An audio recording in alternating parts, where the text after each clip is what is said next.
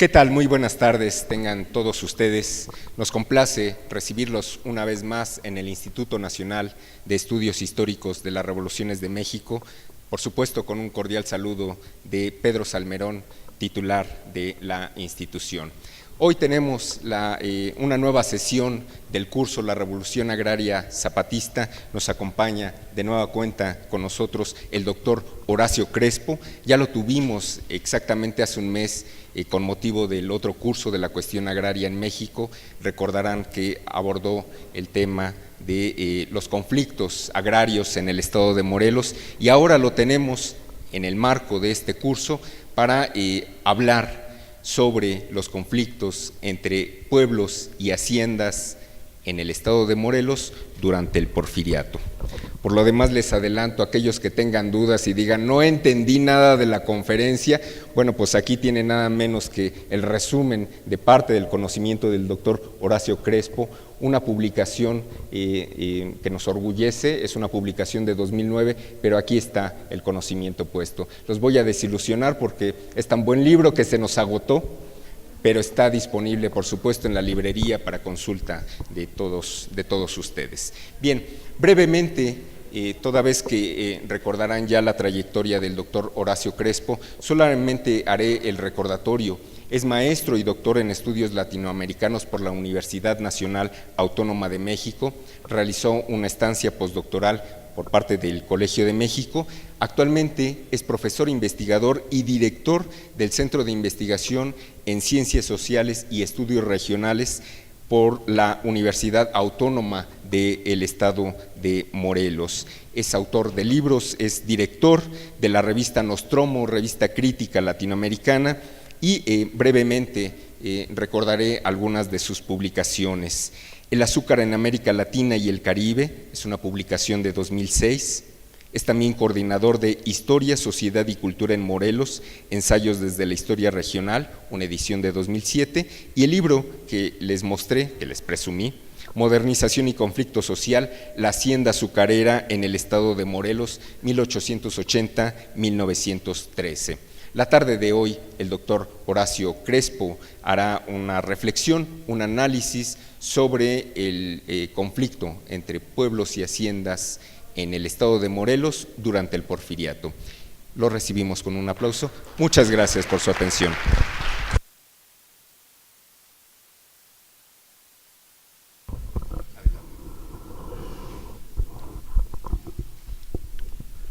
Bueno, buenas tardes a todos. Es un gusto estar aquí. Agradezco mucho la invitación de Pedro Salmerón, el director del INER, de mi amigo Felipe Ávila. Y bueno, nuevamente estoy con ustedes. Algunas caras ya las recuerdo, espero que me recuerden a mí también de hace un... Y espero no repetirme mucho, porque el tema es muy colindante, digamos, ¿no? Muy cercano a lo que traté en la semana anterior, o las semanas anteriores, ¿no?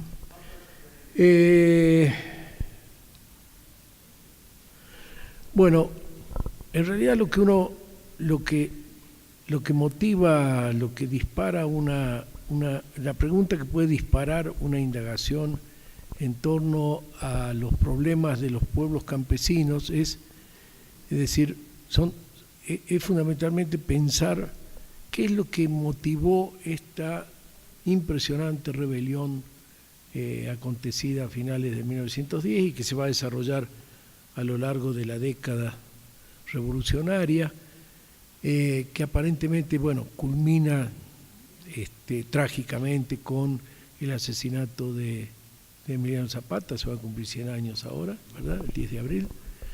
Pero que creo que hay que ser muy claro que eso no fue el final de la rebelión zapatista, sino el inicio de otro proceso muy complejo. Voy a tratar de reseñar en sus líneas más destacadas al final de esta exposición.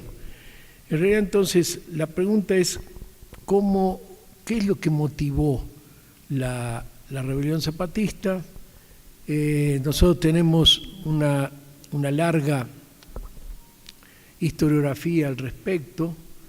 El profesor John Womack, hizo ese célebre libro, autor de ese célebre libro, Zapata y la Revolución Mexicana, un libro que apareció en su versión en inglés en 1968, un año muy, muy particular y que tuvo una enorme, sus excelencias académicas son obvias, su excelencia literaria también, es un libro magníficamente escrito, y también pues es de esos libros afortunados que están en el lugar adecuado, en el momento adecuado, digo yo, ¿no? Salió exactamente un año después del asesinato también de un luchador social muy importante, que fue Ernesto Guevara, y obviamente pues hubo una relación, o el público pudo hacer una relación en ese momento de gran eclosión social, en ese año de enorme movilización social que fue en 1968, pues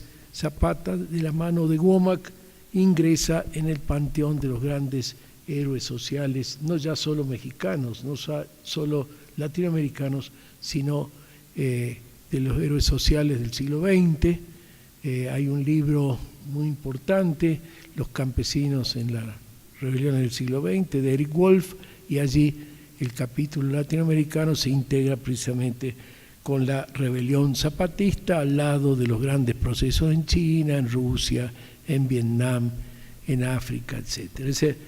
El momento de 1968 entonces es emblemático en la historiografía de Zapata porque Zapata ingresa, digo yo, precisamente en el gran panteón de los héroes sociales del siglo XX. Womack se reconoció explícitamente como heredero intelectual, asume una herencia intelectual muy importante de un señor que se llama Jesús Sotelo Inclán, que ustedes seguramente han escuchado, sentido, que tiene un libro muy importante que se llama Raíz y Razón de Zapata, que es como el afluente fundamental del libro de Womack en su tesis central. La tesis central que luego ha sido matizada por el propio Womack en la reedición con motivo del 50 aniversario de su libro. Él hace unas reflexiones apartándose un poco de la interpretación ya clásica que se ha hecho de su libro, pero bueno, en definitiva el libro de Sotelo Inclán, Raíz y Razón de Zapata que les hablo, pues habla precisamente de la inserción del zapatismo en una tradición histórica de luchas sociales en lo que es el territorio del estado de Morelos, la culminación, digamos, de un proceso de larga duración en términos de conflictividad precisamente de los pueblos y haciendas azucareras en lo que es hoy, o lo que era ya en ese momento, principio del siglo XX, el estado de Morelos. Entonces, en realidad el argumento es un argumento de orden simple. No todas las cosas simples no es peyorativo, al contrario, yo creo que los argumentos simples a veces tienen una enorme profundidad, y en el caso del libro de Sotelo Inclán efectivamente es así. Él señala que hay un conflicto secular por la apropiación de los recursos, o por el uso, el usufructo de los recursos naturales en Morelos, básicamente el territorio, la tierra de cultivo, la tierra y el agua. Estos dos elementos naturales son elementos esenciales, pues, y que habrían sido o han sido el motivo de esta conflictividad agraria muy profunda en la región, que, como digo, va a culminar en la confrontación de Zapata. Esto es cierto, sin duda esto es cierto, nadie puede discutir esta dinámica social entre la gran propiedad terrateniente que se constituye para fabricar azúcar, para producir azúcar, y los pueblos campesinos. Eso es un núcleo de significación inalterada. Lo que en realidad yo creo que se ha ido perfeccionando en la interpretación historiográfica o modificándose en la interpretación historiográfica posterior a Sotelo Inclán e inclusive posterior al gran libro de Womack es el carácter específico que tuvo la rebelión zapatista, no tanto en términos de ser una prolongación de ese conflicto secular agrario, sino las características específicas que tuvo el proceso en el porfiriato y que le dio su particular semblanza, sus particulares características al proceso encabezado por Zapata. Y esto en general sigue siendo un tema, yo diría, no diría polémico, un tema que necesita todavía asentarse más en la consideración del movimiento zapatista, y probablemente el hecho de que estemos conmemorando ahora los 100 años del asesinato del general Zapata, pues es una oportunidad de poder allegar otro tipo de argumentos que no elimina, por supuesto, el argumento principal del conflicto entre pueblos campesinos y haciendas azucareras, pero que sí que lo matiza y le da ciertas características especiales. Para mí es muy importante un tema y se los voy a anticipar desde ya. Yo no creo que la rebelión zapatista sea una revolución campesina de tipo tradicional. No creo que el movimiento zapatista sea un movimiento campesino de tipo arcaico. O sea, ¿qué quiere decir esto? Un movimiento reactivo. A los campesinos le quitan la tierra y los campesinos entonces se sublevan para resolver esta agresión.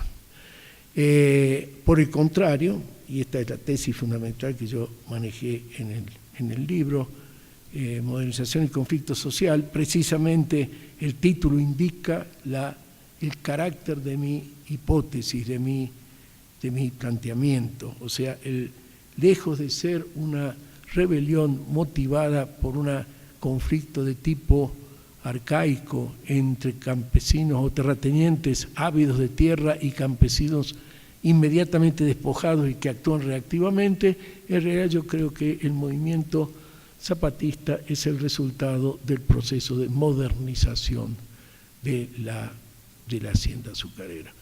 Y entonces esto no es solamente un refinamiento analítico de la historiografía, sino que yo creo que marca profundamente las características y cierto tipo de contradicciones también que va a tener el movimiento zapatista en su desarrollo y la continuidad del movimiento zapatista después del fallecimiento de su líder. Entonces, reitero, el punto crucial para mí es que en el porfiriato el sistema de haciendas azucareras se modernizó profundamente. ¿Qué quiere decir se modernizó profundamente? Quiere decir que un poco tardíamente, un tanto tardíamente en relación a todo el proceso de modernización de la industria azucarera internacional, pero en la avanzada de la modernización de la industria azucarera mexicana, las haciendas de Morelos a partir del año 1880 aproximadamente tuvieron un acelerado proceso de incremento de su productividad por una masiva inversión de capitales. Es decir, no estamos frente a haciendas coloniales clásicas, sino son haciendas sobre la base colonial, pero que están teniendo un proceso de transformación muy acelerada, producto de una gran inversión de capitales. O sea, esto significa, voy a poner un ejemplo, ¿no? Hay un libro muy famoso, El mundo es ancho y ajeno, de Ciro Alegría, un gran novelista peruano, un gran combatiente social peruano de la década de 1950, 1960, 1940, 1960. Este libro, que les recomiendo, por supuesto, si están interesados en la cuestión social campesina, pues narra precisamente el tipo de relación de tipo tradicional arcaico, como yo le he mencionado, propio de los terratenientes andinos y de los campesinos de los Andes. La discusión allí es por la simple y lisa razón de apropiación de las tierras de las comunidades indígenas y, por supuesto, pues una sobreexplotación de estos campesinos o excampesinos, es decir, simplemente una acción de despojo. Lo que yo voy a tratar de argumentar aquí, que en realidad el proceso en Morelos es el proceso a la inversa, es un proceso de tipo de modernización y con resultados complejos. Bueno, entonces, creo que con este ejemplo importa mucho, son campesinos que han sufrido en carne propia las consecuencias de la modernización. Y en este sentido hay que tener en cuenta que esto, como bien señala Wolf, pero yo creo que hay que seguir subrayándolo mucho, en ese sentido la Revolución Mexicana y particularmente el movimiento zapatista se emparenta, es comparable a los procesos que estaban en muchas zonas de China, en muchas zonas de Rusia, en muchas zonas de Vietnam, donde los procesos de modernización son procesos muy acelerados y de transformación muy profunda de esas sociedades. La Revolución Rusa es el efecto de una combinación entre la guerra, los sufrimientos de la Primera Guerra Mundial y los procesos de modernización en la industria rusa y en el campo ruso. Y en ese sentido yo creo que es bien importante subrayar este carácter porque hace que nos muestra la modernidad radical de la Revolución Mexicana y no su atraso. Este debate es un debate fundamental, es un debate muy importante. Y el porfiriato fue un agente de modernización muy grueso. Bueno, entonces, creo que he subrayado entonces esta diferencia con Sotelo Inclán. El libro de Goma cabalga en los dos, sobre las dos tesis, digamos. Uno podría decir que el libro de Goma que es tributario de la idea de los campesinos, y por eso dice, él luego dice que fue mal interpretado, ¿no? Pero dice, voy a hacer la historia de unos campesinos que no querían cambiar, ¿verdad? La historia de uno que hacen una revolución porque no querían cambiar, ¿verdad? Y a la vez, por otro lado, señala, pues, en el primer capítulo, este modelo de la hacienda perfecta, este modelo de modernización que estaba vigente en Morelos en los años porfiristas. Entonces, es un libro que presenta ese tipo de ambigüedad y el libro mío, modestamente, creo que aportó un camino o un cambio decisivo en la interpretación en cuanto al carácter del proceso social y económico que se estaba viviendo en Morelos. Morelos no es una región atrasada, como sería el sudeste mexicano en aquella época, sino es una región que está en la avanzada del desarrollo más modernizador de orden capitalista en el centro de México. Eso a mí me parece que es un elemento fundamental. Bueno.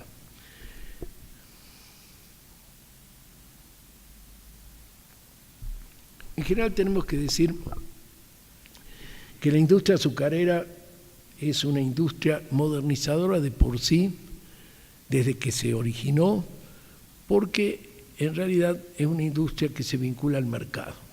Las haciendas azucareras no son haciendas que producen productos como maíz que se pueden comer en la región, en la zona, digamos, o ser autoconsumo. El azúcar, nadie produce azúcar para el autoconsumo.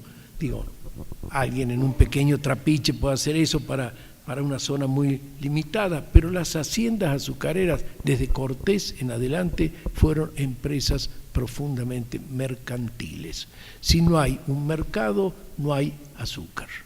El azúcar en ese sentido es un vector muy importante de modernización y a lo largo de 10 siglos, uno puede decir desde el año 1000, podría remontarse aún antes, pero del año 1000 el azúcar vino de la mano de los grandes procesos de transformación económico-social.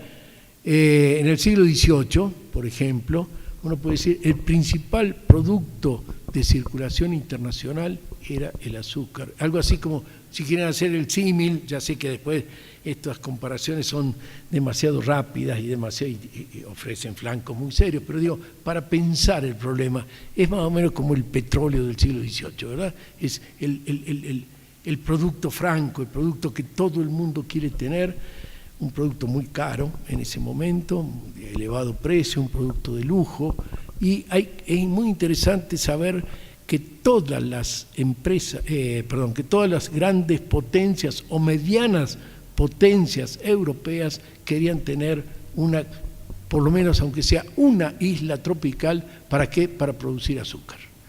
Digamos, por ejemplo, muy poca gente recuerda, ya no recordamos, que Dinamarca fue una potencia imperial, bueno, un imperio pequeño, pequeñito, ¿no? Una presencia imperial en el Caribe. Uno está acostumbrado a Francia, Inglaterra, bueno, luego Estados Unidos, España, obviamente, Portugal, Dinamarca. Dinamarca tenía las Islas Vírgenes, que hoy son las Islas Vírgenes estadounidenses, eran islas que producían azúcar. Si uno va a las Islas Vírgenes, ahora va a ver que las dos ciudades, una se llama Fredrikstad y otra Kristianstad, en homenaje a los reyes daneses que, como ustedes saben, se llamaban o Christian o Frederick, no tenían poca imaginación, y los reyes daneses o son Christian o son Frederick. Y las dos ciudades representan eso. Y además con algo muy interesante, los molinos, o sea, los trapiches, se mueven con molinos de viento, con fuerza eólica, ¿no? Esa cosa que uno representa de Holanda y del norte de Europa. Bueno, los molinos se movían con fuerza eólica. Bueno, esto es pintoresquismo, pero lo que quiero subrayar a ustedes es entonces que todo el mundo trataba de producir azúcar, es un producto muy importante y que se va modificando esta situación en el siglo XIX. ¿En qué sentido? No en que el azúcar pierde importancia, el azúcar pierde precio. ¿Por qué pierde precio? Porque se incrementa enormemente la producción. ¿Y por qué se incrementa enormemente la producción? Uno podría decir, bueno, porque, creo que lo dije la vez pasada, por unidad de superficie, la caña de azúcar es que más calorías, es el producto vegetal que más calorías produce. Una hectárea sembrada de cualquier cosa produce menos calorías, sea el cultivo que sea, que la propia caña de azúcar. Es un enorme producto de base calórica y cuando se produce el desarrollo capitalista en el siglo XIX, pues se convierte en un producto esencial para estas grandes poblaciones urbanas. Londres, por ejemplo, que en ese momento llega a tener la sorprendente cifra de 5 o 6 millones de habitantes, pues hay que alimentarlos. Y acá viene otro fenómeno muy interesante del azúcar. ¿Cómo se consume el azúcar? ¿Cómo consumimos azúcar? Pues el azúcar no se puede consumir de manera directa, porque si uno come demasiada azúcar se empalaga, ¿no es cierto? No puede comer azúcar de manera directa, hay que encontrar vectores del azúcar. Entonces el azúcar, cuando es consumo masivo, viene asociada con otros dos productos tropicales básicos, el té o el café, los ingleses, que son dos calóricos también, es decir, dos estimulantes muy fuertes, entonces entra dentro de los productos estimulantes. El famoso libro de la plata a la cocaína trabaja precisamente los productos tropicales, y los productos tropicales tienen un elemento básico, son estimulantes, ingesta calórica o estímulos. Entonces, por eso la enorme importancia del azúcar en la transformación capitalista del mundo, y hice este rodeo para decirles Morelos es parte de esto. Morelos a partir de 1880 se va a convertir en un productor muy importante, bueno, era un productor muy importante, pero va a triplicar su superficie de 10.000 hectáreas cultivadas por año. En 1880 va a pasar a 30.000 hectáreas por año en 1910. O sea, en el curso de 30 años va a triplicar la superficie ocupada por el cultivo de la caña de azúcar. Y esto genera no solamente ocupación de las mejores tierras por parte de las haciendas para el cultivo de la caña, sino otra característica de Morelos. Estoy dibujando los elementos que van configurando el proceso del conflicto agrario. En Morelos la caña debe ser irrigada, a diferencia de Veracruz, a diferencia de Sinaloa, en Morelos, no porque haya poca agua en precipitación anual, sino porque precisamente por el ciclo de precipitaciones hace necesario que la caña se riegue. O sea, no es únicamente entonces tierra buena, sino tierra con riego. Tierra más agua, estos son el factor esencial que Morelos tenía en abundancia, y que la hacienda va monopolizando progresivamente. No sé si me he podido explicar hasta ahora este proceso. Otro elemento que importa mucho en el proceso de la caña es que la caña, el campo cañero, bueno, para producir caña tiene que haber un campo cañero que produce la caña de azúcar, el producto básico, y el ingenio que muele la caña, extrae la sacarosa, la cocina, la refina y termina siendo el producto que todos conocemos. Más refinado, menos refinado, más oscuro, más blanco, pero al final es el mismo proceso de carbono, ¿no? De moléculas de carbono. Bien. El punto es que, primero de todo, es el único cultivo que genera instalaciones industriales en el campo. Y ustedes dicen, ¿por qué? Uno podría llevar la caña. La caña no se puede transportar porque hay un proceso de, ¿cómo se dice?, de inversión de los azúcares que si está demasiado tiempo cortada y no es molida, se arruina. Entonces, hay que cortarla y luego hay que prensarla y procesarla en el propio campo. De ahí que el ingenio se convierta en ese espacio tan complicado en el agro de azucarero, ¿verdad? Se mezcla esa agroindustria que se dice, la agroindustria azucarera. Segundo, esto tiene complicaciones. Uno dice, bueno, me pongo a fabricar azúcar. No es tan sencillo. Primero, hace falta mano de obra especializada en el proceso industrial, hace falta mano de obra especializada en el cultivo de la caña. Los viejos cañeros dicen siempre, el azúcar se hace en el campo, y tienen razón, las cañas varían mucho en contenido de sacarosa, o sea, puede haber cañas con mucha sacarosa, y entonces la agricultura cañera es esencial. Y en tercer lugar, y es quizás lo más importante de todo, hay grandes diferencias estacionales en la producción de la caña de azúcar. En la producción del azúcar hay meses que se demanda una enorme cantidad de fuerza de trabajo y meses que se demanda casi nada de fuerza de trabajo. Esta diferencia estacional parece un tecnicismo, pero tiene una enorme importancia en el proceso que luego va a dar motivo del zapatismo, porque ¿qué hacemos con los trabajadores que no trabajan 5 o 6 meses en el año? Es decir, en el sistema esclavista, por eso el sistema esclavista fue poco feliz en términos de económicos de la caña. Ustedes van a decir, bueno, no es únicamente fue poco feliz porque la esclavitud es horrible, ¿verdad? Eso está claro. Pero desde el punto de vista económico, digamos, el dueño del ingenio, pues el problema que tenía es que tenía los esclavos comen todo el año y trabajan 6 meses. Después, ¿qué hacemos con los esclavos?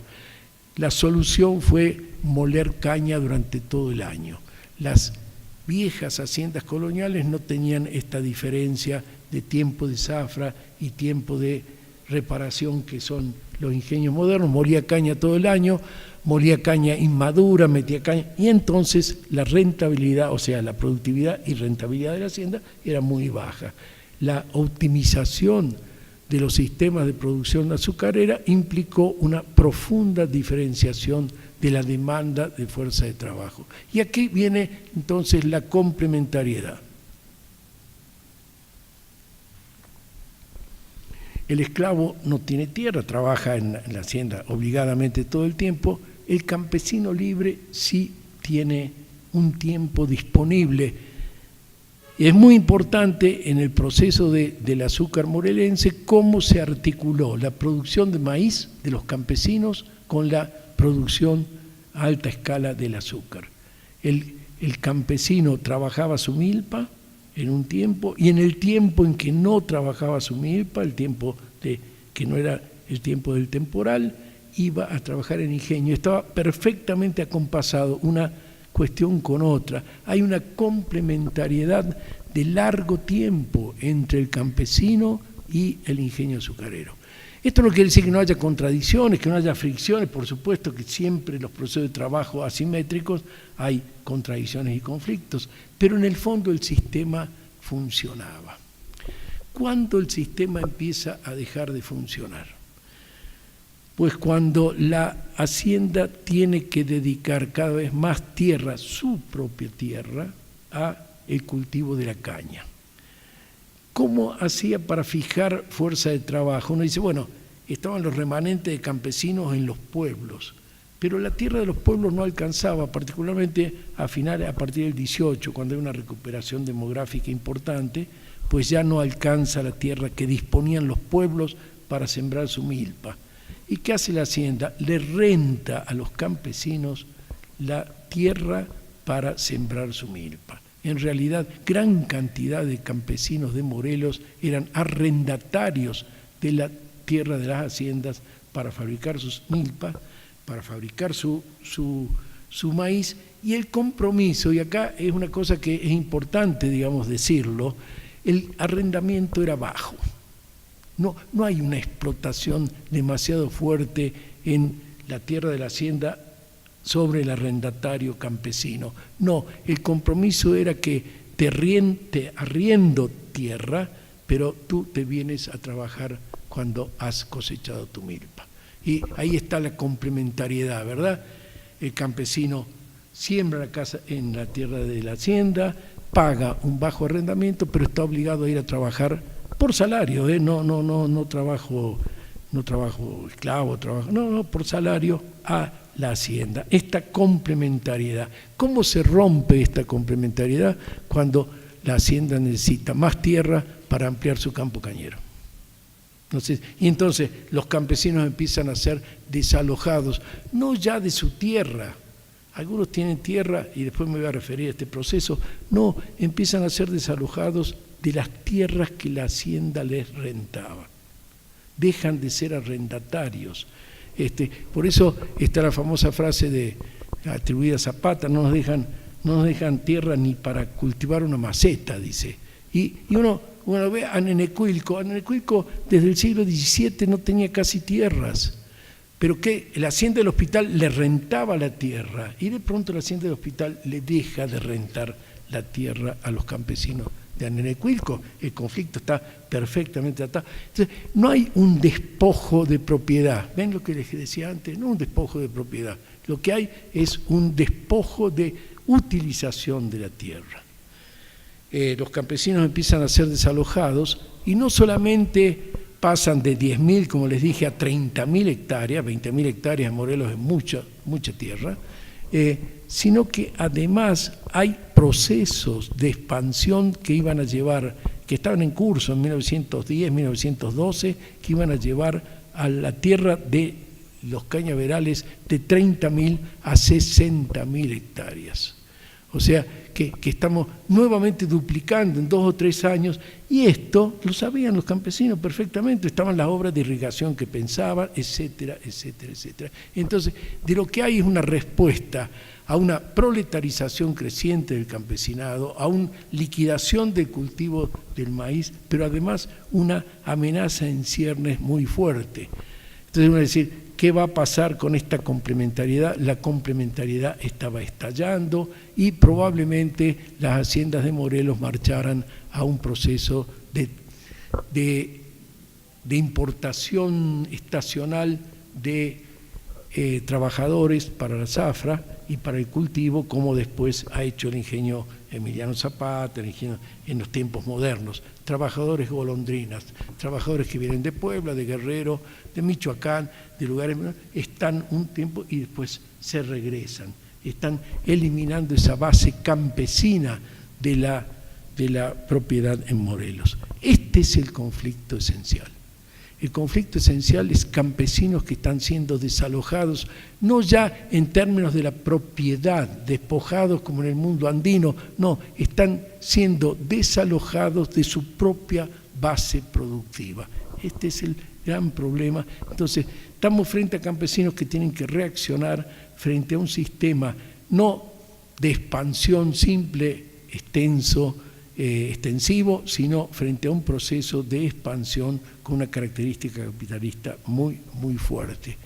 Ustedes deben recordar algo que es muy importante. A veces no se le da tanta importancia a esto, pero yo creo que es muy importante. El plan de Ayala, piensen en el plan de Ayala, en su primera formulación dice que quieren recuperar un tercio de las haciendas, un tercio de la propiedad de las haciendas. Luego el mismo proceso va radicalizando después de 1914, pero la formulación inicial del plan de Ayala es un tercio de la propiedad de las haciendas para propiedad campesina, para explotación campesina. Se dan cuenta que ahí en la primer demanda orgánica del movimiento zapatista lo que está es el intento de restablecer este equilibrio precario entre haciendas y campesinos que finalmente no pudo llevarse adelante, no tanto porque no se pudo recuperar ese tercio, sino porque el proceso de la lucha armada pues arrasó absolutamente con todas las haciendas, digamos, ¿no? Bien, otra cosa que yo quiero señalarles a ustedes del conflicto que da origen el zapatismo, pueblos y haciendas, es la transformación interna de los hacendados azucareros. Uno, lo que se sorprende, si ustedes leen con atención el proceso de lucha con el zapatismo, la muy poca presencia de hacendados enfrentando al movimiento campesino. Digo, al movimiento campesino lo va a enfrentar el gobierno federal con Porfirio Díaz, lo va a enfrentar después Madero, y después las fuerzas federales. Hay un conflicto de lucha, pero en ese conflicto prácticamente no hay hacendados. Esto es inquietante. En general los terratenientes agarran las armas. Yermo, el gran terrateniente del español de 1810, pues arma a los negros de Yermo, hace batallones contra los insurgentes. No hay un equivalente a Yermo en el movimiento zapatista.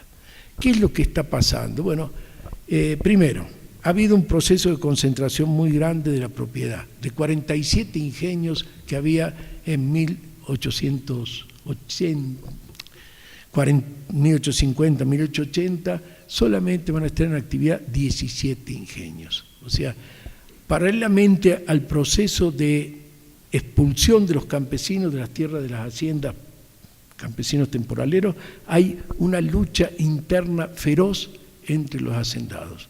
Unos hacendados se comen a otros. Este famoso proceso de concentración de capital, ¿verdad? De concentración de ingenios.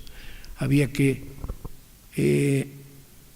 para que haya una escala apropiada, que haga rentable, tiene que crecer el campo cañero, y allí se hace sobre el fenómeno de apropiación de unos ingenios por otros. De todos modos, en 1910 esto no ha alcanzado. Yo quiero ser puntual en esto, quiero transmitirle a ustedes algunos conceptos que son realmente importantes. La hacienda azucarera estaba en Morelos, está absolutamente en crisis en 1910. No es esa, y ahí sí difiero enormemente de toda la historiografía clásica que dice nadaban en dinero. Sí, por supuesto, los hacendados eran ricos, las haciendas estaban quebradas. Y ese es un fenómeno bastante frecuente, ustedes saben eso, ¿no? La fortuna particular de los grandes propietarios no tiene que ver con que la empresa en este momento sea boyante. Y además, en términos históricos, la industria azucarera siempre ha sido así. Y la industria azucarera crece, se concentra, grandes ganancias, y de pronto el proceso, por múltiples factores, el proceso empieza a ser poco feliz. Los hacendados o los dueños de ingenio se endeudan, piden préstamos, y en general lo que ha pasado en México es que, y esto no solamente en 1910, en 1960, 1970 y después en 2000 ocurrió más o menos lo mismo. Piden créditos, son créditos blandos, distraen los créditos en otros negocios y finalmente el ingenio entra en crisis y tiene que cerrar. Entonces amenaza que cierra, pero qué tragedia social, que el ingenio se vaya, el Estado se hace cargo de las deudas y gestiona el ingenio. No sé si me expliqué el fenómeno, ¿no? Es decir, malas empresas, riqueza de los hacendados, en las buenas y en las malas, ¿verdad? En Morelos el problema era muy serio, porque además de la gran crisis, el azúcar es un producto que es en serrucho, digo, tiene momentos muy óptimos de precio y muy malos precios. Es muy difícil gestionar empresas azucareras porque el comportamiento de los precios es en serrucho, y por eso son problemas graves estos. Y entonces, pero además hacia la baja, porque como les dije, el incremento de la producción mundial azucarera fue muy importante, y en México también. El precio va a la baja. En 1908 hay una gigantesca crisis agraria y una gigantesca crisis de precios en el azúcar. Y entonces Porfirio Díaz, hay que recordar que Porfirio Díaz no era un neoliberal, o era tenía un comportamiento raro porque era estatista de pronto. El gobierno de Porfirio Díaz salvó todas las empresas inglesas, compró todos los ferrocarriles que estaban quebrados y los hizo empresa estatal, digamos. El gobierno de Porfirio Díaz crea en 1908 la famosa Caja de Préstamos para fomento de obras, para fomento de la agricultura y obras de irrigación. Esta Caja de Préstamos hizo el mismo fenómeno que yo les conté que pasó en los 60, 70 y que pasó en los 2000. Ayudó a las empresas en crisis, ayudó a los propietarios azucareros de Morelos en crisis, tuvieron una enorme cantidad de créditos y estos créditos no los devolvieron nunca. Resultado, esto es bien importante, si uno va al reparto agrario de Morelos muy temprano, se hace en la década de 1920 para calmar a los zapatistas o aliados zapatistas, Obregón y Calles hacen un reparto agrario enorme y muy eficaz en Morelos en la década del 20, quienes eran dueños de las haciendas expropiadas en un 80% es la Caja de Préstamos, que era una caja federal, el propio gobierno federal. Por eso le es fácil a Calles, a Obregón y Calles en ese momento de grave crisis económica hacer el reparto agrario, porque en realidad se debe a sí mismo, la renta, la indemnización se la debe a sí mismo, es decir, no tiene que pagarle a los bonos de la deuda agraria, son consigo mismo, es decir, los hacendados del azúcar, por eso el ausentismo de los hacendados en la lucha contra Zapata. Los hacendados en realidad estaban haciendo mutis por el foro desde 1908, estaban tomando los créditos y yéndose a otros negocios. No todos, yo calculo un 60-70% están en esta situación. Y además otro proceso, el proceso de concentración hizo que de 40 grandes familias azucareras en realidad pasaran a ser 15. Y esos fenómenos que ya son imponderables en la historia, los grandes señores azucareros de Morelos mueren entre 1906 y 1910. Nos encontramos que gran cantidad de propietarios, los propietarios sobrevivientes de las haciendas azucareras, eran viudas o menores. No creen que es un concepto peyorativo hacia las viudas, no, pero en ese momento pues no eran las personas, no estaban habilitadas, no trabajaban activamente como los capitanes de la industria. Bien, crisis en el sector del azúcar, crisis enorme en el sector del azúcar. Entonces, estos son elementos que me parece que hay que tomar muy en cuenta para ver ese enorme problema que se da a partir de 1908. Para redondear la cuestión, en 1908 muere el gobernador Alarcón. ¿Quién era el gobernador Alarcón? Alarcón era un coronel de rurales, del cuerpo de rurales, que desde 1895 había sido gobernador de Morelos, previamente había sido jefe de rurales en Morelos, conocía la problemática perfectamente del Estado, había sido un duro represor, pero a la vez un mediador. Él era hacendado, pero un hacendado menor. Entonces, era un hombre esencial en este equilibrio que el porfiriato significó en su momento más lúcido y más importante equilibrio entre los factores sociales y políticos. En Morelos esto funcionó. En 1908, junto con la crisis, vean cómo se va concatenando, junto con la crisis que le había señalado del sistema hacendario, viene la muerte del gobernador Alarcón, y bueno, esa historia está muy conocida. Lo va a suceder Escandón, un propietario muy importante de Morelos, de la hacienda de Atrihuayán, pero un hombre necio, un hombre que no tenía la habilidad obvia que tenía Alarcón para manejar. Con esto no quiero significar que Alarcón hubiera capeado mejor, y probablemente Alarcón también hubiera caído como cayó el Porfiriato, pero quiero señalar, entre 1909 y 1910 el gobierno de Escandón comete errores muy graves, por ejemplo, culminar con la desamortización de los pueblos, de la tierra de los pueblos, y pues ejercer una presión impositiva muy fuerte sobre los campesinos. Entonces, ese es otro factor muy importante que se suma a los factores de crisis en 1910. Por último, otro elemento que señaló el doctor Tutino el otro día, yo estuve en una conferencia de él, me pareció que es un elemento, yo creo que radicalmente novedoso, es un elemento muy importante, yo lo he sostenido mucho, pero he estado bastante solitario en esa argumentación, que es el problema de la diferenciación social en el interior de los pueblos. Este es un tema muy sensible, muy problemático, porque se refiere a una institución decisiva en el campo mexicano, que es la comunidad agraria, ¿verdad?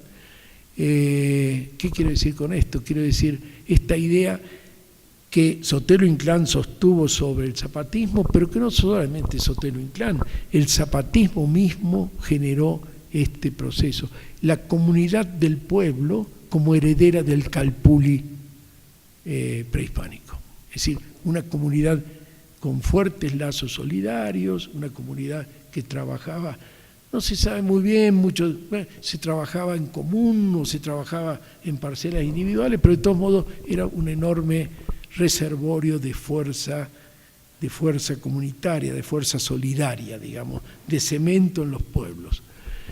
Este es un problema muy, muy importante, y la comunidad, por lo menos en Morelos, estaba dañada. Eso creo que hay que saberlo.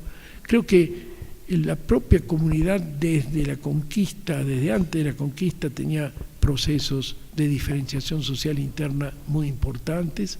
Esta categoría de diferenciación social interna quiere decir hay campesinos que se enriquecen en detrimento de otros campesinos que se empobrecen dentro de la misma comunidad, ¿verdad?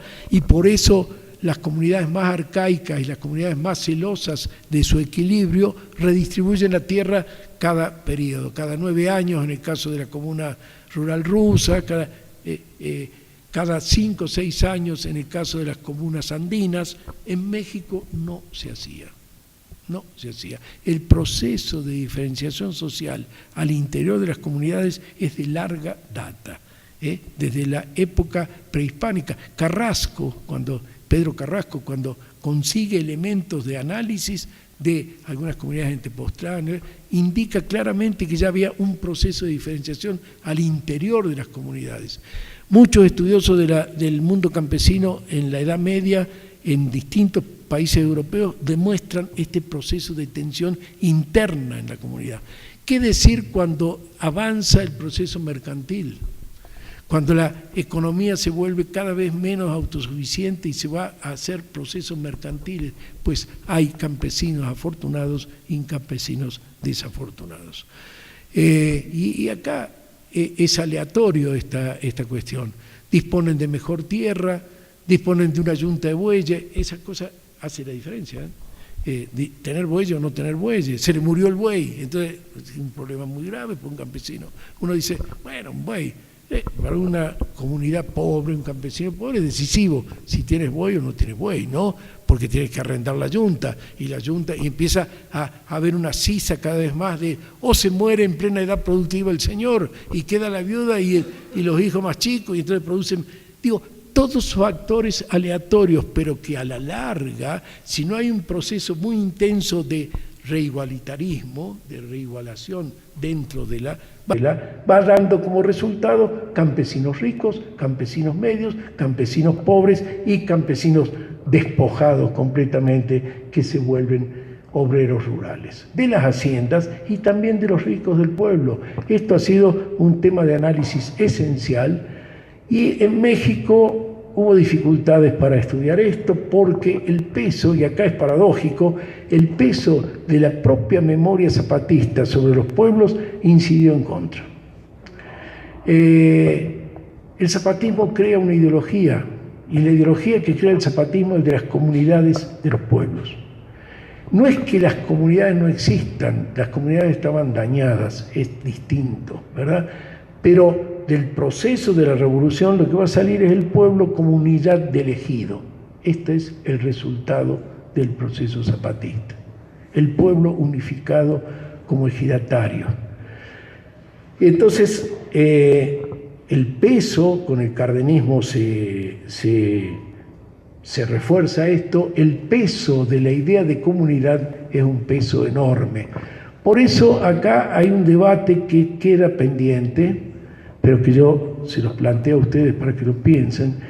Los dos, hay un elemento esencial que ha sido la teoría oficial sobre el zapatismo, que es la demanda de tierras y recursos naturales. Esto es cierto, es obvio, ya lo vimos desde el plan de Ayala en adelante. La reforma agraria se plantea sobre la base de una reivindicación de orden zapatista. Los pueblos quieren su tierra y efectivamente la reforma agraria le da la tierra y le da el agua, ¿verdad? Ahora, el otro elemento del zapatismo es el elemento de la autonomía. No es únicamente la posesión de los recursos naturales, es la autonomía de la comunidad. Este es un problema esencial. Yo diría, si analizamos los documentos básicos del zapatismo histórico, vamos a ver que el proceso autonómico es el proceso esencial que define al movimiento zapatista. Y este proceso autonómico a partir de 1920 se pierde porque el gobierno postrevolucionario va a dar la tierra, va a dar el agua, pero va a condicionar la tierra y el agua a que la estructura sea piramidada. Quien decide sobre la propiedad es el presidente de la República, simbólica y realmente. La reforma agraria, al no hacerse sobre la base de la autonomía comunalista, resulta entonces la formación de un impresionante aparato de dominación y control que es elegido. Entonces, bueno, este es un elemento que me parece muy, muy importante, pero para concluir el análisis de la estructura de Morelos, los pueblos de Morelos estaban sumamente estratificados. Y eso creo que fue la contribución, perdón por hablar de mi contribución, pero fue la contribución esencial que yo encontré. Y además es anecdótico, es interesante y muestra cómo a veces también la suerte debe acompañar al investigador.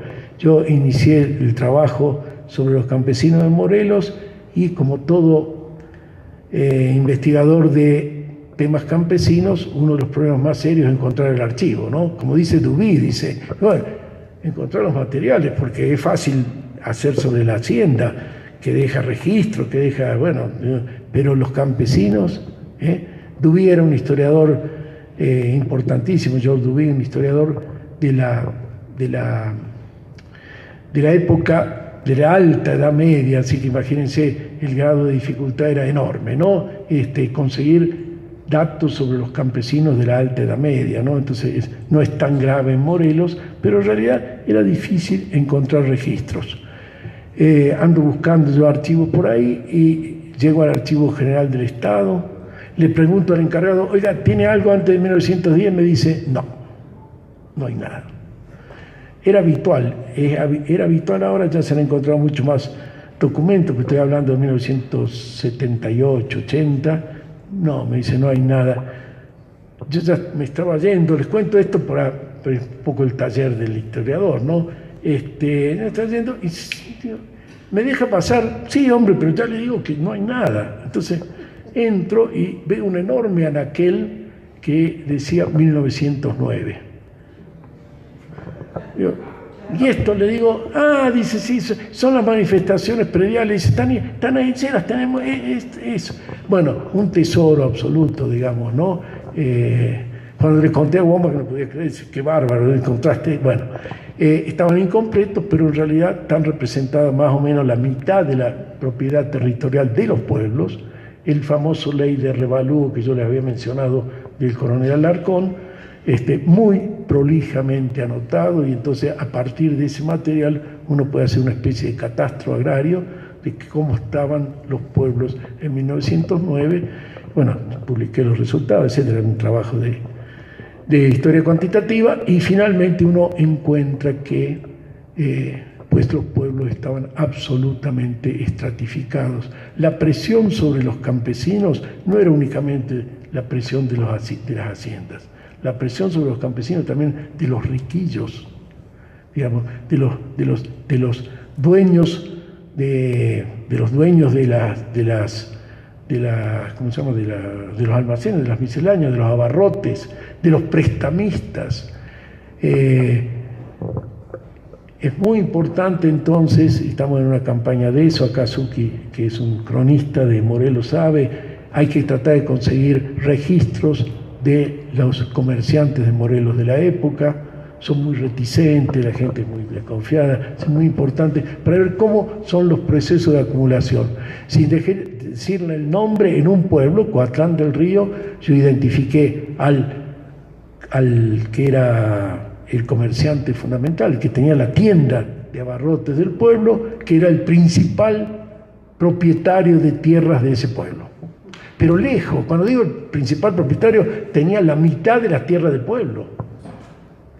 Y tenía en Tepoztlán, por ejemplo, la concentración en 4 o 5 familias de todos los bueyes del pueblo.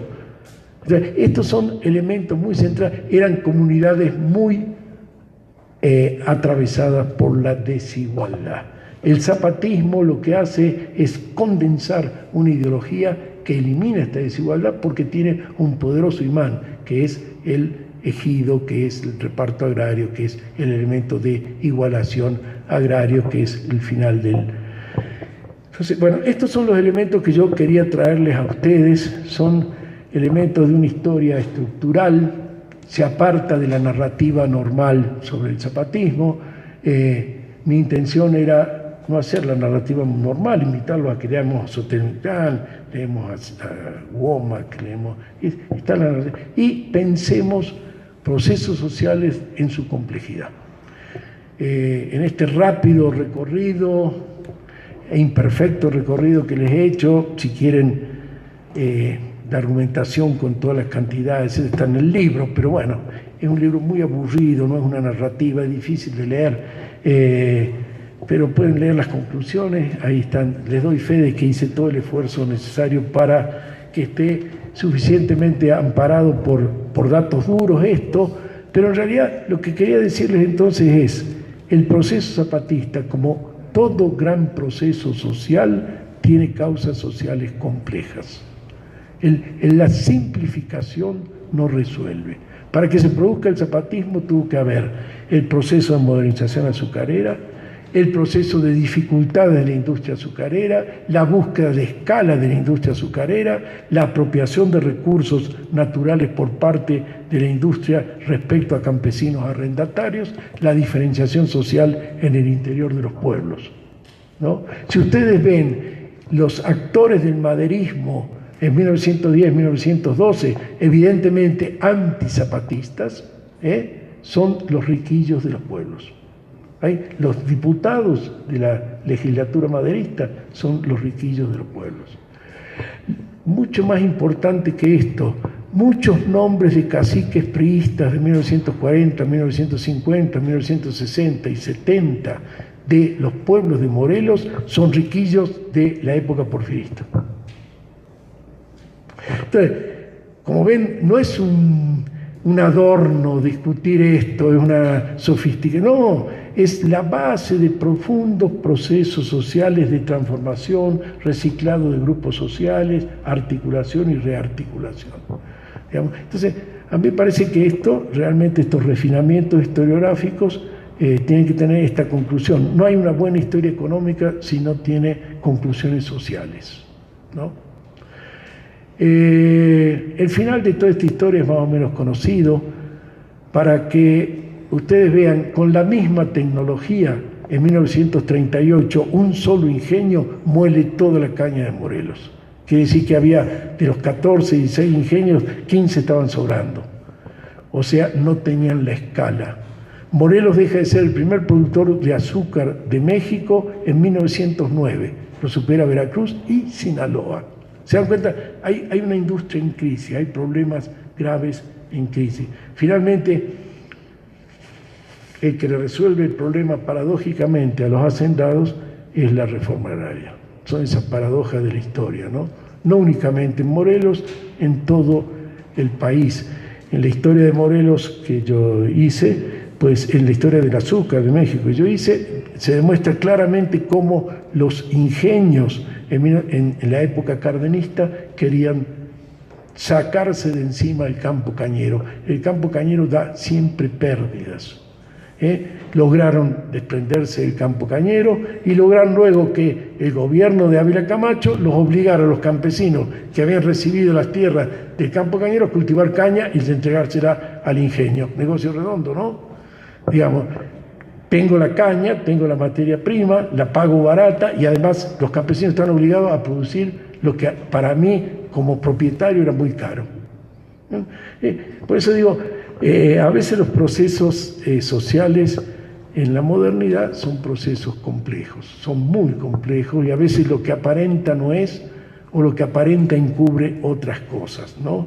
Entonces uno se sorprende que los grandes señores azucareros en 1938 estuvieran como los hacendados de Morelos en 1910 no tan disgustados con la reforma agraria en sus campos de caña, siempre y cuando los campesinos fueron obligados a producir la materia prima, ¿no? La ganancia estaba en el ingenio y no en el campo. Finalmente, digo, el conflicto social no se ha resuelto en Morelos, eso es obvio. Las tensiones siguen, se han reciclado, están planteadas de otra manera. Las comunidades siguen en pie de lucha, defendiendo sus recursos naturales. No quiero decir quién tiene razón, por ejemplo, en términos de Huesca, no me corresponde esta discusión ahora, pero sí lo que importa es decir, los argumentos en favor o en contra giran en torno a un recurso natural esencial, el agua del río Cuautla, ¿verdad? Entonces, sigue ese problema latiendo, cada vez más problematizado por una razón, porque la densidad de población cada vez es más grande en Morelos. Y otro elemento, no están más las haciendas azucareras, pero están los, ¿cómo se dicen los que venden parcelas? Los fraccionadores. Es el nuevo terrateniente de Morelos. Como les dije en la otra, uno de los gravísimos problemas que hay que enfrentar ya, están liquidando la tierra más importante, agrícola, más productiva del centro del país. No hay en el centro del país tierra con 1,5 metros de humus como hay en Morelos. Bueno, eso se está convirtiendo aceleradamente en fraccionamientos, en jardincillos, ¿verdad? Es un problema grave ¿no? O sea, no nos extrañemos de las tensiones porque los gobiernos no han sabido resolver adecuadamente ni asomarse realmente a definir los que son los reales problemas de conflictividad. Entonces, a 100 años pues, de la muerte del general Zapata, yo creo que hay que reflexionar sobre ese proceso y con las concomitancias que ha tenido en nuestros últimos 100 años. El problema de Morelos no está resuelto, eso es obvio, el problema de México no está resuelto y las nuevas generaciones tienen que, bueno, tomar el relevo y ver qué hacen con esto. Gracias.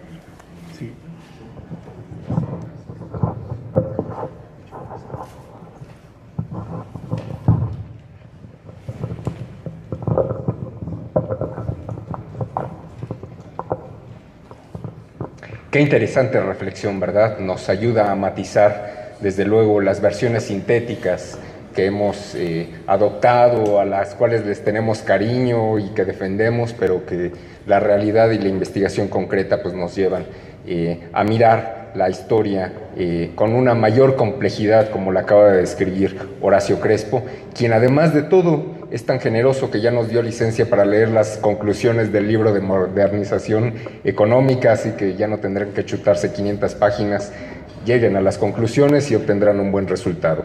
Bien, mientras el doctor Crespo da lectura a las preguntas, a los comentarios que ustedes han formulado por escrito, yo haré el recordatorio de las próximas actividades del INERM.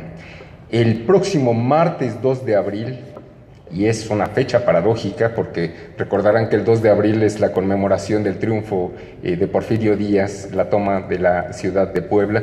El 2 de abril tendrá lugar la tercera conferencia del curso La Revolución Agraria Zapatista, con la participación del doctor Felipe Ávila Espinosa, ustedes lo conocen, es investigador de este instituto, quien va a analizar nada menos que la vida del caudillo Emiliano Zapata. No se lo pierdan.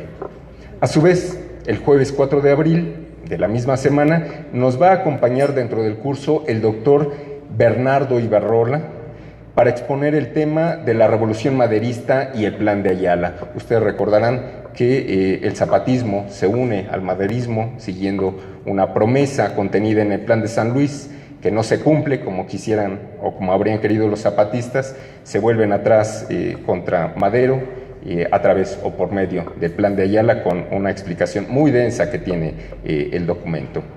Les recuerdo una vez más, siento y espero que no se sientan discriminados, pero la convocatoria es para niños.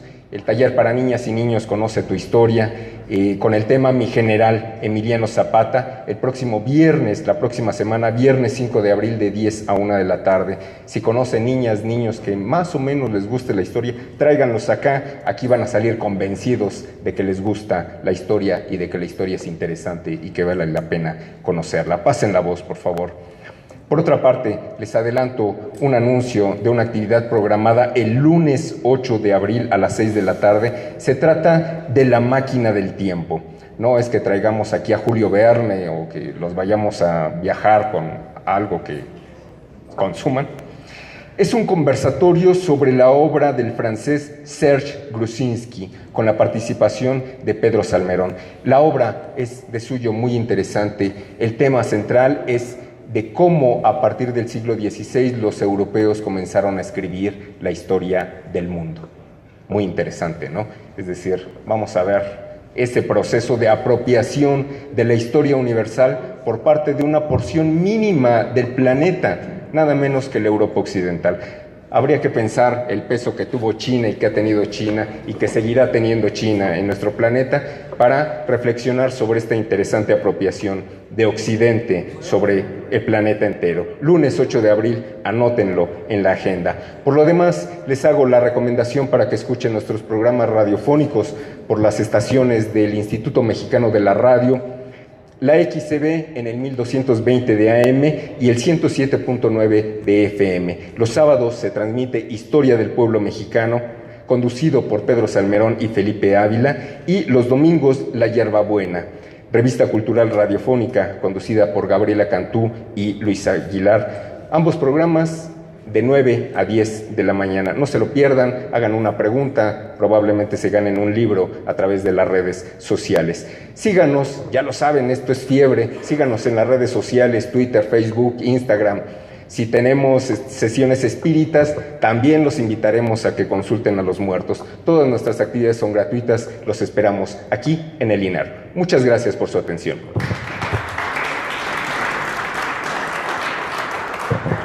¿Se lee el nombre del preguntante?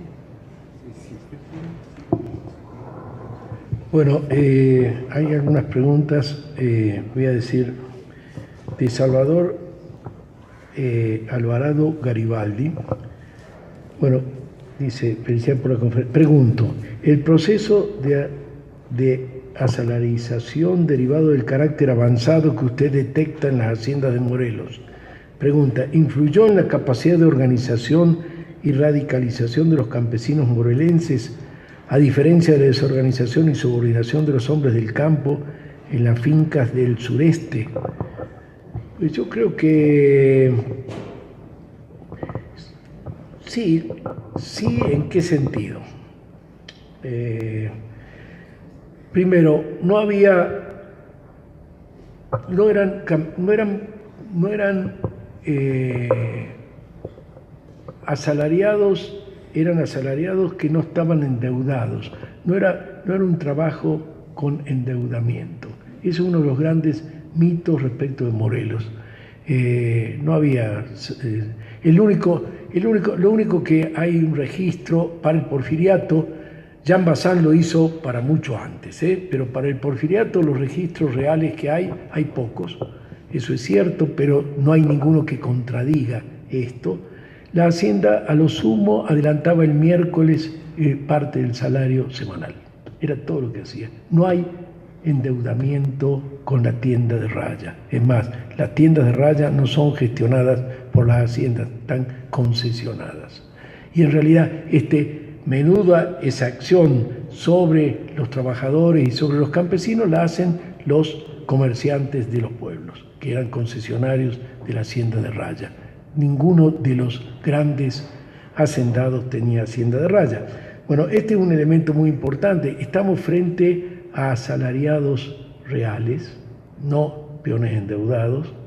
Estamos frente a los salarios rurales más altos de México, eso sí doy fe absolutamente. Hay una serie de encuestas sucesivas desde 1870 a 1910 que ha hecho la Secretaría de Fomento, que hizo muy conscientemente la Dirección de Estadísticas.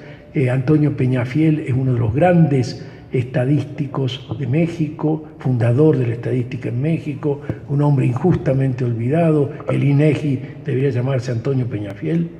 Es un estadístico fantástico, y bueno, él encabezaba las estadísticas de la Secretaría de Fomento. Están republicadas, están magníficamente trabajadas, y la conclusión reiterada y absolutamente fundada es: los salarios de Morelos son los salarios más altos rurales, más altos de México. Si uno hace la comparación, además, entre el poder adquisitivo de 1906-1908 y el poder adquisitivo de 1980, creo que se los dije la vez pasada y generó un cierto malestar, pero bueno, es así las cosas. Sobre la base de los datos muy conscientes que tomó Cosío Villegas, el porfiriato económicamente ha sido maravillosamente trabajado por Cosío Villegas en sus estadísticas. Además, el poder adquisitivo era similar, quizás un poco más favorable 1908 que 1980. De adquisición directa, no indirecta. Esto no cuenta que hay la renta tecnológica, la renta de la modernización. La gente probablemente vivía mejor en 1980 que en 1908, a igualdad de salarios, digamos. Pero no tiene que ver con el salario, tiene que ver en todo caso con la penicilina, ¿verdad? La renta tecnológica, la gente se moría por una infección y ahora no se muere por una infección. Bueno, algunos sí, pero en general no. Esto es como las ventajas, pero salario contra salario, probablemente, con diferencias mínimas, en 1908 se compraba más carne, más alimentos, más que en 1980. Estamos entonces frente a un proletariado, a un campesinado proletarizado, muy, muy moderno en ese sentido. La pregunta es: ¿cómo es que después los testimonios dan otra cosa? Esto tiene que ver con las maravillas de la historia oral, ¿no? Creo que la vez pasada hablamos de esto, vuelvo a hablar. Yo le tengo un gran respeto a la historia oral. Son fuentes absolutamente irreemplazables, sin duda alguna, pero siempre y cuando las sepamos usar. Si le creemos en automático al señor que cuenta la cosa, estamos perdidos, como tampoco le podemos creer en automático, como creía Ranke, al documento escrito, ¿no? Hay que hacer la crítica de él, ¿no? Y en general todas las referencias de los veteranos zapatistas, están muy cruzadas por la repetición de la ideología zapatista. Es decir, yo he leído muchos testimonios donde los campesinos o los veteranos decían, nos erraban como animales, haciendo alusión, era un famoso, ¿cómo se llama? Mural de Rivera, ¿no? El indígena, bueno, hay dos cosas, y no me gustaría que me dijeran apologista de los explotadores. Nunca me gustaron la gente que explota, simplemente me gusta hacer una historia verdadera. No se erraba a la gente en el porfiriato en Morelos, no hay digo, el sistema de control social en Morelos era muy alto, hay publicaciones, hay diarios, hay agentes. Los pueblos de Morelos en general tenían más periódicos en 1890 o 1900 que ahora. Había periódicos manuscritos, Tepoztlán era una Atenas, Yautepec era una Atenas, había un movimiento muy fuerte, letrado o iletrado, de control. El desarrollo del magonismo en Morelos a partir de 1900 es muy fuerte. Hay movimiento magonista en 1906 que estalla en Conacatepec muy fuertemente, en Yautepec, etcétera, etcétera. No hay campesinos errados como animales. ¿De dónde sale esto? ¿Miente el señor que dice eso? No miente. Expresa su rabia social, expresa el recitado de una ideología que sí tiene una base real, que tiene la base 2 siglos antes, el famoso carimbo, la marca del esclavo negro. Fíjense cómo la memoria histórica tiene otra temporalidad. La memoria del sujeto tiene otra temporalidad. No está mintiendo, está traspasando tiempos, ¿verdad? No se refiere al porfiriato, se refiere a su tatarabuelo, que probablemente todavía tenía una marca y que le llegó eso. Segundo, ¿qué tipo de marca? ¿Es cierto que lo hierran como animales? Bueno, yo soy de campo, yo sé que a los animales tampoco se los hierra de una manera brutal. Cualquiera que conozca el campo sabe eso. Si uno quema al animal con la marca es una especie de tatuaje, ¿no? Si está mal quemado el animal, mal marcado el animal, seguramente se va a embichar y se va a morir. Y nadie marca para matar una vaca, pues. Yo no marco, sería absurdo, ¿no? Marco para decir mi propiedad. Es una suerte de, ¿cómo se diría esto? De tatuaje. Aguirre Beltrán estudió este asunto, es absolutamente intachable Aguirre Beltrán, nadie puede decir que está a favor de los propietarios de esclavos, no, dice el carimbo, y entonces aparecen algunos, en el Museo de Cuernavaca hay marcas de esclavos, se han conservado, que son puntos. Si uno lo ve, son puntos de tatuaje. Claro, es horrendo. A ver, parece que yo estoy defendiendo. No estoy defendiendo. Me parece brutal. La esclavitud me parece algo abominable. Lo que quiero decir es que nadie marca a un señor para que se embiche y se muera. Porque un esclavo era carísimo. La principal inversión en esclavos, en un ingenio, eran los esclavos. ¿Sí me explico? Entonces, mentían no, están hablando de un elemento que pervive en la memoria, traslapado en el tiempo y que marca así la brutalidad de la explotación, pero en un sentido mucho más sofisticado que el hecho de quemarlos con... Está claro esto, ¿no? No sé si... Entonces, estamos distantes de ese tipo de obrero, es un obrero razonablemente modernizado.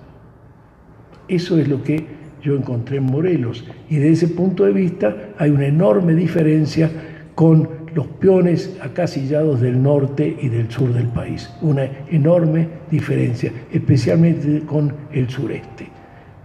En ese sentido hay un mundo de modernidad en las relaciones laborales que son muy marcadas. Hay testimonios de otro orden, ideológico. Lucas Alamán tiene descripciones muy impresionantes del paternalismo respecto de los obreros de los ingenios y de los campesinos. Las procesiones que se hacían, las articulaciones que se hacían, digo, una forma del paternalismo, del control paternalista. Esto es solamente en la época de Lucas Alamán, no. Todos los García Calbalceta, el famoso historiador, era dueño de haciendas, importantísimo hacendado de Morelos, sus hijos eran extremadamente católicos, es decir, esto no impide que sean explotados, sin duda que no, pero tenía una ideología de la control consensuado de sus trabajadores. Todas sus, están ya las correspondencias, etcétera, etcétera. Entonces, estamos frente a un mundo de modernización de relaciones laborales.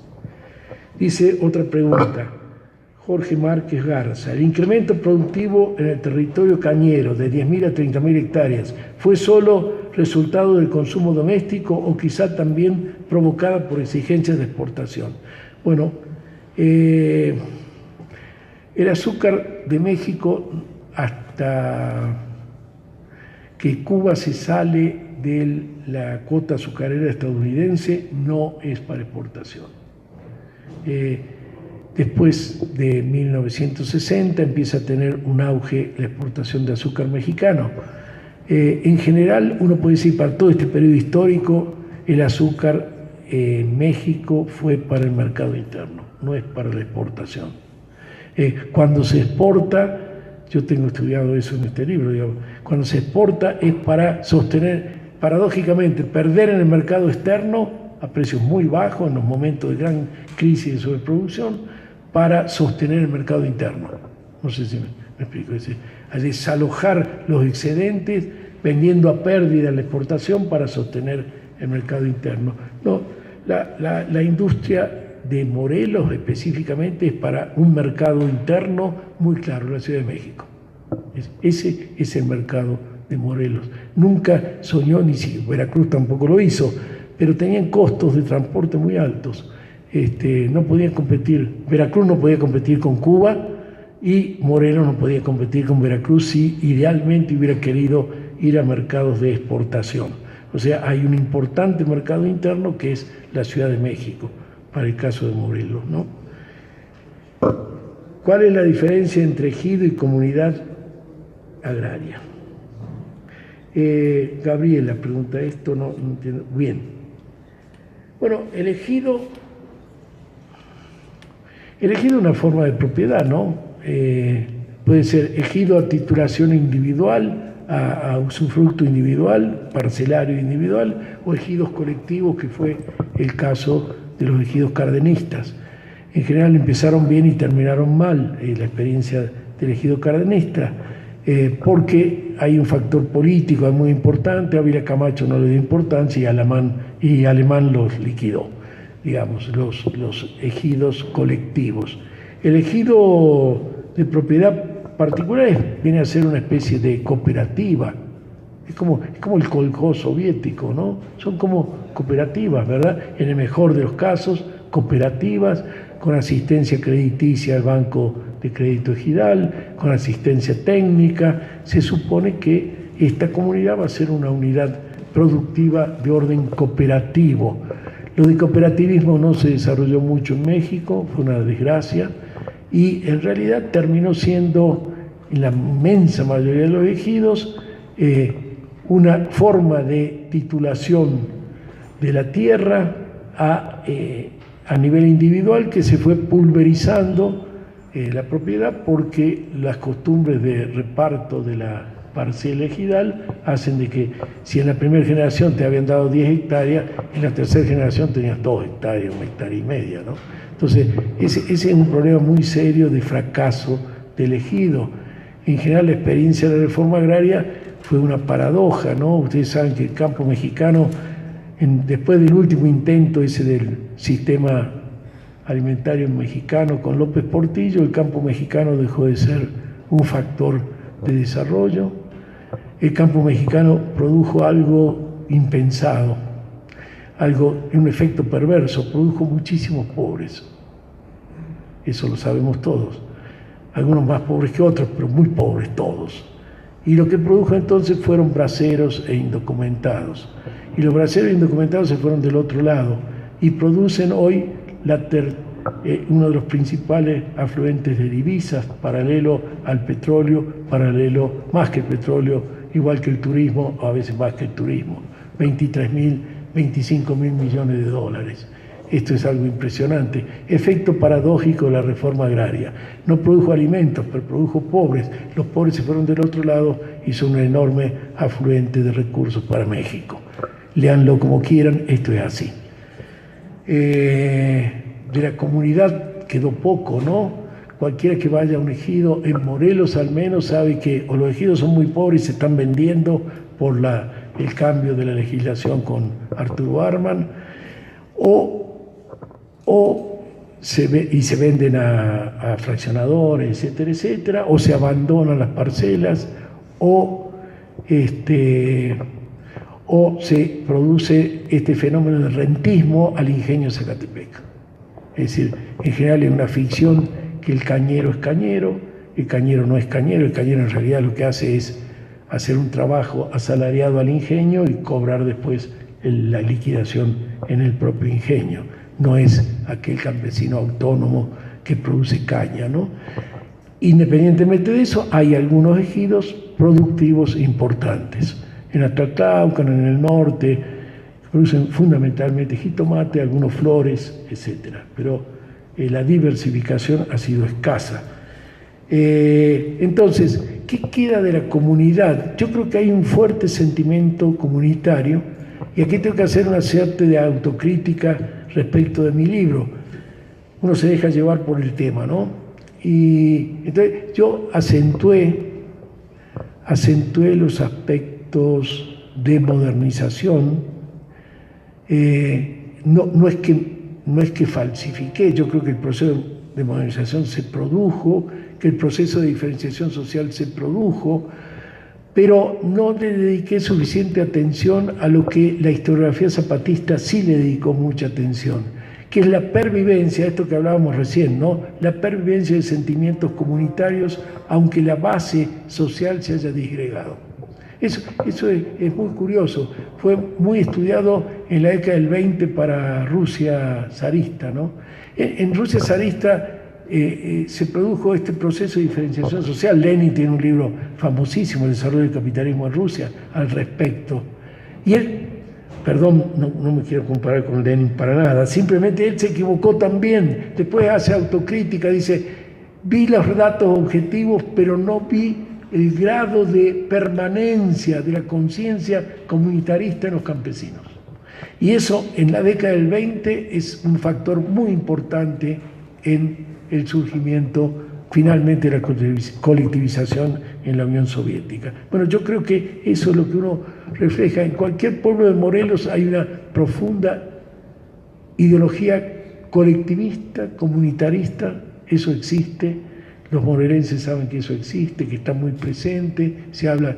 Bueno, eso es pervivencia, aunque la base social indique diferenciación. Es una contradicción que siempre es inestable. Hay ricos, pero de todos modos, hasta los ricos tienen que decir, bueno, vamos a trabajar por el pueblo, ¿no? Esta pervivencia del sentimiento comunitario. Entonces yo creo que hay que verlo en los dos factores: diferenciación social, modernización de relaciones de tipo capitalista y pervivencia de elementos comunitaristas en los pueblos. ¿Quién va a ganar? Está en curso, son procesos sociales en curso, ¿no? ¿Encontró usted algún dato sobre las poblaciones afromestizas en las haciendas y el campo en Morelos durante el siglo XIX e inicios del XX? Esta es una pregunta muy importante porque el doctor Womack, en una especie de revisión del efecto de su libro, dice que él exageró el componente, al revés de mí, ¿no? Exageró el componente del calpulli prehispánico y no le dio demasiada importancia a la presencia de negros y la tradición negra en Morelos. Y efectivamente la tradición negra en Morelos es muy importante. Yo primero cuando leí ese texto de Womack me sorprendió y después empecé a pensar ciertas cosas Y es cierto, y hay ciertos tipos físicos yendo por Morelos y hacia Guerrero mucho más, ¿verdad? Donde uno a simple vista ve la presencia de herencia africana, ¿no? Afroamericana, obviamente. Y bueno, y la presencia de esclavos en las haciendas de Morelos fueron muy importantes, y la dinámica entre negros e indios fue muy violenta. Cheryl Martin hace toda una interpretación de que había compenetración y se casaban indias libres con esclavos negros, y eso es cierto, es una parte. La otra parte es Villaseñor, que dice que tenían expresamente prohibido a los negros entrar a los pueblos de indios porque iban y les pegaban a los indios, los golpeaban, los maltrataban feamente. Entonces, de nuevo, la combinación de los dos elementos, ¿no? Interpenetración étnica y a la vez, pues, choques étnicos subalternos muy violentos, ¿no? De todos modos, el liberalismo elimina completamente la categorización por castas, y tenemos mexicanos en el siglo XIX, son mexicanos, ¿verdad? Y se acabaron los indios, se acabaron por decreto de Cádiz y de los liberales, hay mexicanos, lo cual está bien, digo yo, pero perdimos el registro, ¿verdad? ¿Qué queda de los negros? A mí me sorprende una cosa muy importante en la resistencia en los campos cañeros en el final del XIX. Yo leí todo el periódico oficial del Porfiriato y trae muy frecuentemente noticias de quema de cañaverales. Este es una noticia permanente. La forma de quema de cañaverales, si uno sigue la literatura historiográfica del azúcar, es una forma de resistencia de los esclavos. Los esclavos o matan las bestias, o rompen las máquinas, o queman los cañaverales. Eso es así, muy fuertemente. Por eso no se puede modernizar tecnológicamente con la esclavitud. El esclavo, usted imagina un esclavo manejando una computadora, rompe la computadora el tipo, ¿por qué va a hacer un trabajo cualitativo, verdad? No, es una explotación brutal, inmediata. Entonces, esto me llamó mucho la atención, la pervivencia de formas de resistencia de los negros. No tenemos registros para la colonia que yo conozca, no hay registros. Lo que sabemos de la colonia son dos cosas. El otro elemento, ya lo voy a decir, es la fuga, la gente se van, los negros cuando pueden escapan. Y la otra cuestión es el crimen, ¿cómo se dice esto? El crimen individual, el choque individual, la reyerta individual, ¿no? Eso también es muy frecuente en el Porfiriato, ¿no? Muy frecuente. O sea, habría estas formas de resistencia que, a la luz de lo que dice Womack, hay que volver a pensarlo, ¿no? No hay otro registro sobre lo afromestizo en las haciendas porfiristas, ¿no? Es más, en los registros que sí quedan del siglo XVIII hay muy pocos negros. ¿Y por qué se agota la esclavitud en Morelos? Porque hay ya fuerte mano de obra mestiza o campesina indígena que se está recuperando, y los negros son caros, ese es el punto.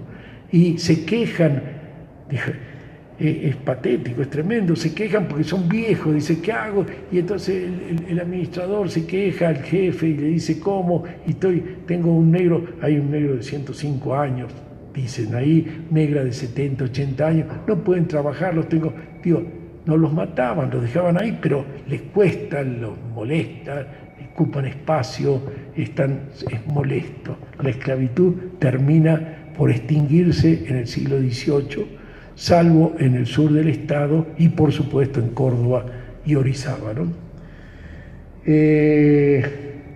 Podría comentar que se producía con tal cantidad de cañas sin jugo, ya que la cantidad era demasiada. No. A ver, la producción de caña por hectárea es es el doble de la producción actual. O sea, y esto se explica por una sola razón, porque el campo cañero porfirista era trabajado casi como una huerta. Es decir, hay un insumo de fuerza de trabajo enorme, hay una agronomía muy particularizada. Los informes agronómicos son detalladísimos e importantísimos. Hay una exploración de las variedades de caña muy importante. La extracción de sacarosa es tan alta como un ingenio actual, a veces mejor. Los peores ingenios nuestros actuales son muy inferiores a los ingenios del porfiriato. La eficiencia técnica es muy alta. Esto tiene que ver con una agricultura intensiva y después de 1940 se pasa a una agricultura extensiva. Entonces disminuye el producto por hectárea bruto y se mantiene más o menos la cantidad de sacarosa en caña.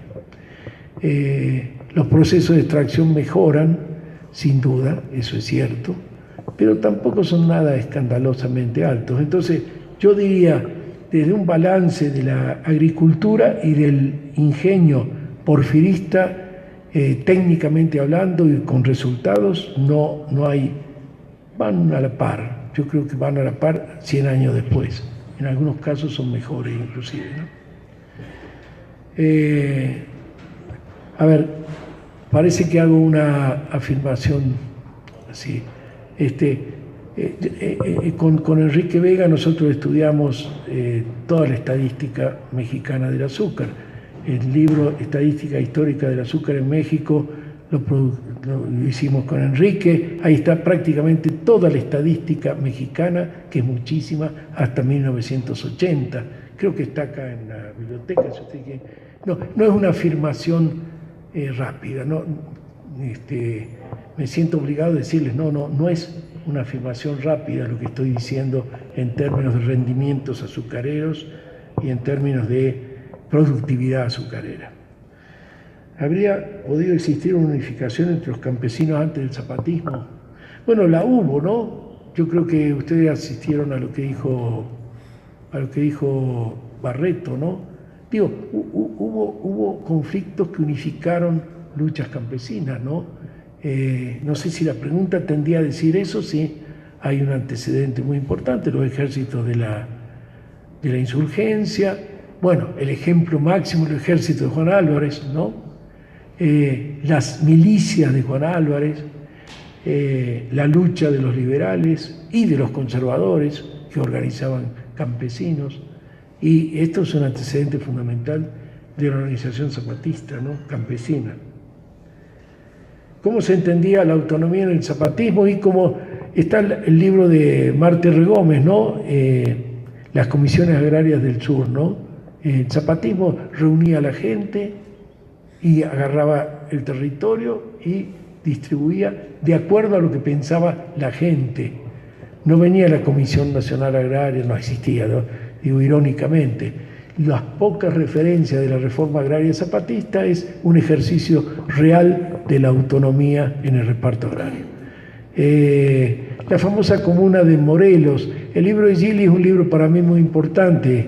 La idea de la comuna de Morelos está un poquitín idealizado, me parece, pero de todos modos funcionó esa idea autonómica, ¿no? De autorregulación. La comunidad como un ente social autorregulado. A mí me parece que esto es esencial y se combina con una pregunta, dice, ¿hasta qué punto el EZLN se inspira en la ideología de Zapata? Yo diría, por lo poco que conozco, digo, no he frecuentado comunidades del EZLN, lo que conozco, que alguna vez he ido y digo las declaraciones, la práctica, lo que cuentan, etcétera, me da la impresión de que han retomado ese otro elemento de la autonomía comunal. Por lo menos en el discurso está planteado, por lo menos, digo, sé que es un tema muy polémico, digo, son las opiniones políticas, la doxa política actual, ¿no? Uno puede decir, pero en general yo creo que por lo menos discursivamente está muy presente este tema de la autonomía comunitaria, y por otro lado creo que en algunos elementos sí se practica. Desde ese punto de vista yo creo que retoman el zapatismo histórico en lo que abandonó del zapatismo histórico los gobiernos de la revolución, ¿no? No sé si fue claro, ¿no? ¿Qué importancia tenía el cultivo del arroz en las haciendas de Morelos? ¿Qué importancia tuvo la lucha por el agua de los pueblos y la lucha contra los españoles? Enrique Cortés Reina. El arroz es posterior. El arroz surge en Morelos a finales de los 20 y en los años 30, con los remanentes de la hacienda. Básicamente son cultivos que quedan de la zona de protección de las haciendas. Los hacendados se dedican a hacer arroz. Algunos rancheros muy importantes se dedican a hacer arroz. El arroz Morelos tiene su origen allí. Podría haber sido antes, pero no se practicó. En toda la zona azucarera de Indonesia, el arroz es el cultivo asociado para sostener campesinos asociados, como decía, en el caso de Morelos, la milpa, en el caso de las colonias holandesas era el arroz, ¿no? O sea, el arroz entonces es posterior en Morelos. Hay diversificación en las haciendas azucareras antes de la modernización porfirista. La modernización porfirista liquida la diversificación, que nunca fue muy importante, pero hay signos de diversificación antes de 1880, después se vuelve completamente cañera, ¿no? Es más, el cultivo de naranja, que era muy importante, de pequeños propietarios en Yautepec, viene una epidemia en 1905 y se mueren todos los naranjales. O sea, hay un progresivo homogeneización productiva, monocultivo, ¿no? en Morelos. El agua es muy importante, el agua, obviamente, ¿no? Hay recursos de agua. Los pueblos tienen, ahí yo tengo las cifras, los pueblos tienen tierras de riego, algunos pueblos conservan tierras de riego, pero parece que el sistema hidráulico de los pueblos estaba muy dañado. Y lo que importa mucho es saber que en 1920, cuando se hace el reparto agrario, se entregan tierras de riego muchísimo a los campesinos, pero en realidad son tierras habilitadas para riego, pero el sistema de riego está totalmente arruinado. Los informes de la Comisión Local y Comisión Federal Agraria indican claramente esto. La lucha de 10 años asolvó completamente, liquidó el sistema de riego, ¿no? El sistema de riego morelense actual es nuevo, se hace después de 1930. Y la lucha contra los españoles, bueno, ahí Gisela von Boveser, si ustedes quieren, tiene un trabajo sobre el agua en Morelos muy importante. La lucha por el control territorial muchas veces era lucha por el agua. Está la hacienda esa enorme de los dominios de García Calvaceta, ¿no? La hacienda de Santa Clara y la hacienda de Tenango, en el oriente del estado, ¿no? En conjunto eran 68.000 hectáreas, una enorme propiedad. Toda la parte norte de la propiedad era para tener las nacientes de la barranca de Amatzinaca. No eran productivos, pero la hacienda tenía el control del agua, era para controlar el agua. La hacienda pelea mucho por control del agua y las grandes obras hidráulicas de Morelos, los canales conductores, los sifones, que es también parte de la infraestructura de 1880 en adelante, el manantial de agua hedionda, todos esos que ahora son balnearios, ¿no? En ese momento eran fuentes capturadas por la hacienda para tener el agua de regadío y grandes y enormes obras de infraestructura hidráulica, ¿no? Bueno, el forcejeo por el agua es tan importante como el forcejeo por la tierra, ¿no? Obviamente, ¿no? O por lo menos similar, ¿no? Y ya. Yo creo que, a ver, no sé, me parece que están todas, ¿no? Bueno.